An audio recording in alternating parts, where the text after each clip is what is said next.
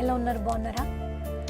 మళ్ళీ కొంతమంది ప్రతిరోజు వాట్సాప్, ఇన్స్టాగ్రామ్ స్టేటస్ పెడుతూ ఉంటాం కదా, ఈరోజు ఎక్కడికి వెళ్ళాము, ఏం చేస్తున్నాం, ఏం తిన్నాం అని అప్డేట్ చేస్తూ ఉంటాం.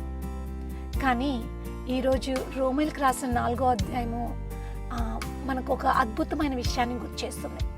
మన జీవితంలో గొప్ప స్టేటస్ను దేవుడు మనకి ఎప్పుడో ఇచ్చేశారు. ఎలా అంటే యేసుక్రీస్తు ప్రభువారు మన కొరకు మరణించి మరణాన్ని జయించి తిరిగి లేచి మనకి ఒక గొప్ప నిరీక్షణ రక్షణని ఇచ్చారు కదా, అది మన స్టేటస్. కాబట్టి ఈ స్థానం మనం కష్టపడి సంపాదించింది కాదు, మన మంచి పనుల వల్ల పొందలేదు. ఉచిత బహుమానం దేవుని దగ్గర నుంచి మనకు వచ్చింది. అందుకే దేవుడు మనల్ని ఆయన పిల్లలుగా ఎంచుకున్నారు.